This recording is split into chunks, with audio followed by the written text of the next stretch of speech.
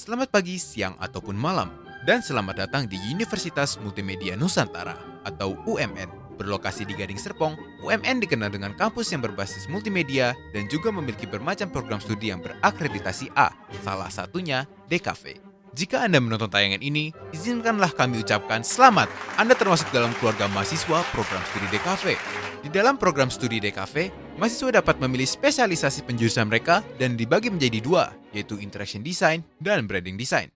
Sebelum memilih penjurusan, alangkah baiknya jika kita mengetahui ciri khas dari keduanya dan bagaimana cara yang lebih mudah untuk mengetahui mereka dengan sebuah contoh, yaitu dengan spesimen A dan spesimen B. Spesimen A. Spesimen A adalah mahasiswa interaktif desain.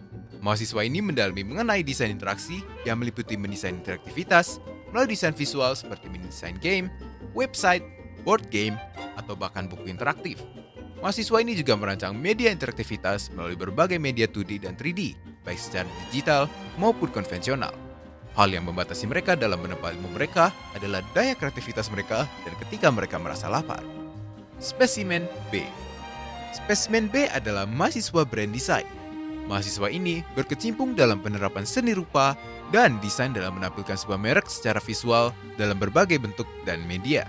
Karena mahasiswa berurusan dengan branding dan kemasan, mahasiswa ini sebisa mungkin untuk mendapatkan dan mencari sebanyak-banyaknya referensi untuk memudahkan mahasiswa dalam pekerjaan mereka.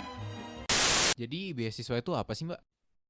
Beasiswa itu adalah bantuan keuangan yang diberikan kepada seorang pelajar, baik dari internal maupun dari eksternal. Kalau yang bisa ngambil itu siapa aja ya, Mbak? Orang-orang yang bisa ngambil beasiswa itu adalah mahasiswa aktif, mahasiswa berprestasi, dan juga mahasiswa yang ikut berorganisasi. Kalau dari UMN, Mbak? Kalau dari UMN sendiri itu, setahu aku ada dua jenis beasiswa ya. Yang pertama ada beasiswa internal dan juga beasiswa eksternal. Nah, kalau beasiswa internal ini, pastinya beasiswa yang berasal dari UMN sendiri, yaitu diberikan oleh divisi scholarship kepada mahasiswa aktif. Nah, yang termasuk mahasiswa aktif itu ada apa aja? Yang pertama ada pengurus organisasi mahasiswa, seperti BEM, DKPM, dan juga seluruh himpunan. Nah, yang kedua ada beasiswa Mister dan Miss UMN, dan yang ketiga adalah beasiswa orang tua meninggal. Nah, kalau yang termasuk dari beasiswa eksternal itu adalah beasiswa yang berasal dari pihak luar yang menjalin kerjasama dengan UMN. Yang pertama ada beasiswa pemerintah, dan yang kedua adalah beasiswa perusahaan dan juga yayasan. Nah, bergabung dalam HMDKV UMN Breaking News dengan berita putih kurikulum Merdeka. Kampus Merdeka merupakan salah satu kebijakan dari Menteri Pendidikan dan Kebudayaan, Nadiem Makarim.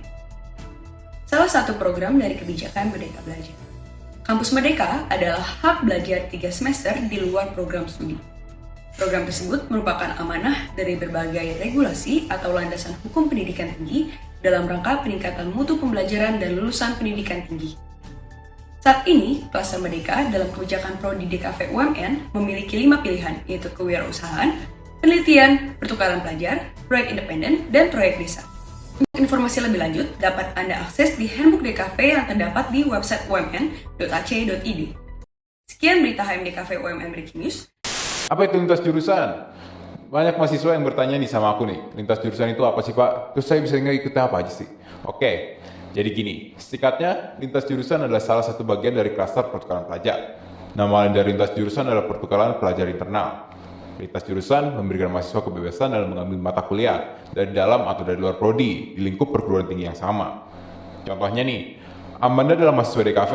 Amanda dapat mengambil mata kuliah dari prodi film dan dari manajemen, yaitu voice acting dan business law. Apa saja sih mata kuliah lintas jurusan yang bisa diambil? Untuk listnya kau bisa lihat di link ini, di bit.ly pertukaran pelajar lintas prodi UMN. Syaratnya itu apa aja sih, Pak? Nah, kamu bisa baca sendiri nih kalau mau. Jadi yang pertama itu, mahasiswa berasal dari perguruan tinggi UMN. Yang kedua, mahasiswa aktif semester 5 sampai dengan 7. Minimal IPK 2.75. Memilih mata kuliah prodi lain yang ada dipakai pertukaran pelajar saat pengisian KRS maksimal 20 SKS. Terus mendapatkan diri melalui Google Form, melengkapi isian formulir Google Doc, dan mengirimkan dokumen persyaratan.